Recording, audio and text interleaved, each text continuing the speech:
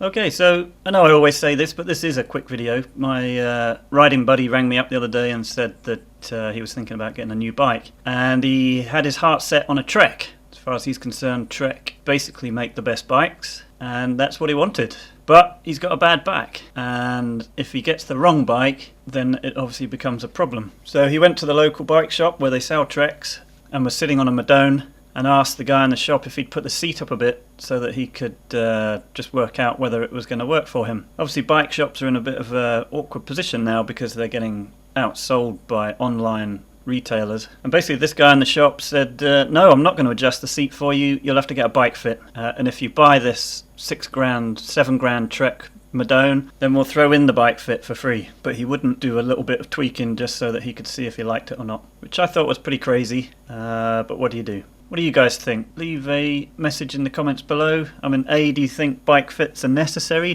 Have you had one? Or do you just go out with your Allen key and tweak it yourself, getting the bike comfortable? And then my other question is, do you think the bike shop should do a bit of tweaking so that you can see whether you like the bike? Obviously, in my opinion, I think he should. And I think what he's done is he's basically now lost at least 2 customers because obviously my mate's not going to go back there. And now that I know what the guy did in the shop, I'm not going to go back there either.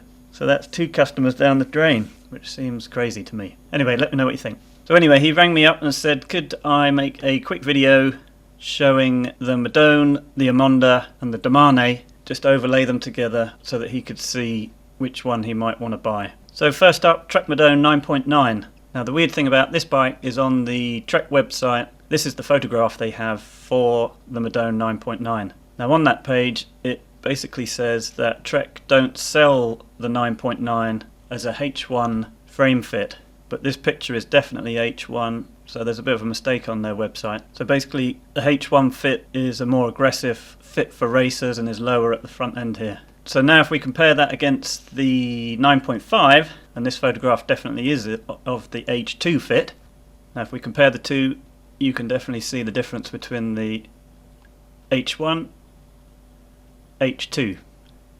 H1 racer aggressive frame geometry, H2 normal human being ish. And if we just zoom in round here, you can see the very obvious difference there. You're going to be very stretched over on the H1. So that's the Madone. And by the way, if you do want H1, if you are taking it racing, you're going to need to go Project 1, and then you can order it as an H1 frame, but you can't buy it as a complete bike off the shelf. Okay, so the next one to look at is the Emonda SLR9, and this is H2 too. That makes sense. So if we compare this with the H2 Madone, remarkably similar with regard to the geometry and how it's going to feel when you ride it. So as far as having a bad back, they're both going to set up pretty similar and certainly be more comfortable than an H1 geometry bike from Trek. Okay, the Emonda also comes in the H1, but you have to buy that as a separate frame set, so it doesn't come as a complete bike. And again, you'll see here that if you've got a bad back, this really isn't the bike for you. And if you're buying one of these second hand, you definitely need to check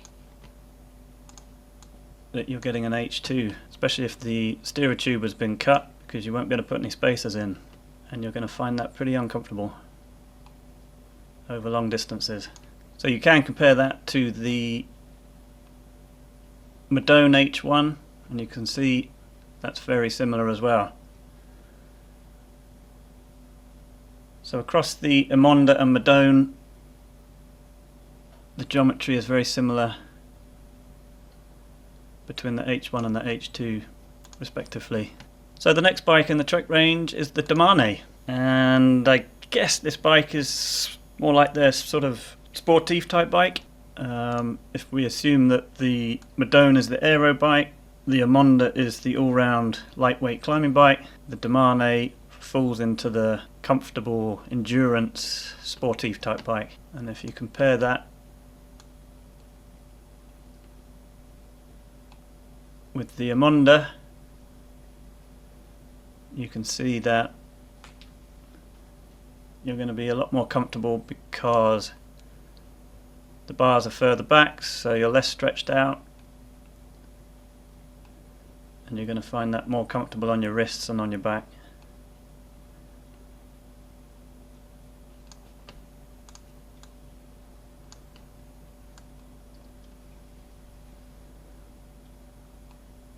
So that is quite a big difference there. It's going to be a lot more comfortable, but obviously you're going to be sitting up in the wind quite a lot more. So that's the Domane. So if you do have a bad back, looking at these three bikes, the Madone, the Emonda, the Domane is definitely going to be your best bet. Now, it is a bit of a compromise because if you're a fast rider, you are going to lose out a bit there with the Domane because it is a much more relaxed fit.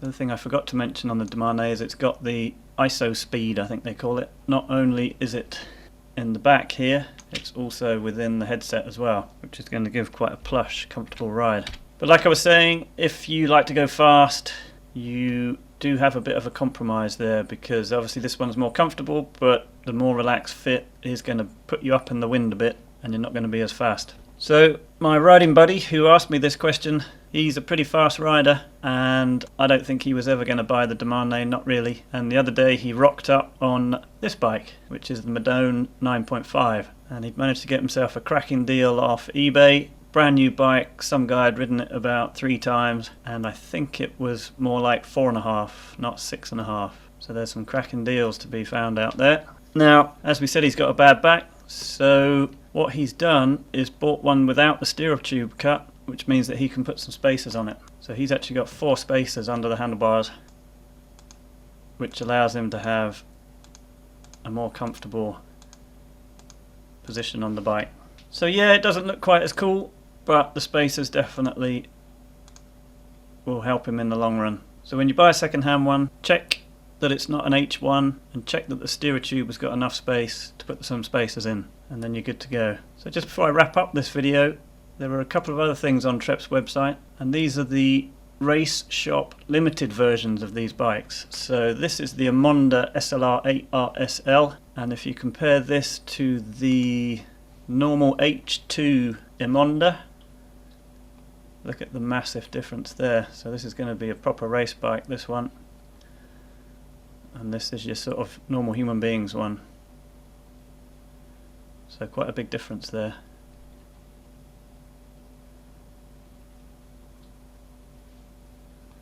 So that's the Emonda RSL. Also there was this bike, which is the RSL Domane.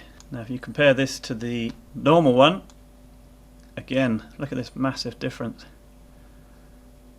It's interesting that they call it a Domane at all because it's so very different to the off-the-shelf version. That's a massive difference. You're not going to want to ride this one with a bad back for too far. Whew. Look at that. But someone who has ridden it to great effect is Fabian Cancellara, and his Domane that he used on the cobbles a couple of years ago now, because he's obviously retired, so you can clearly see there that that is the bike he was using. So there we go. I hope that cleared up which Trek to buy if you have a bad back, or at least give you some ideas of what to do. If you like this video, give it a thumbs up, subscribe to my channel, and I'm completely blown away that we've now got over 1,000 subscribers on Bikotic and over 200,000 views, which is totally awesome. I never imagined that that would happen. So thanks very much for watching my videos.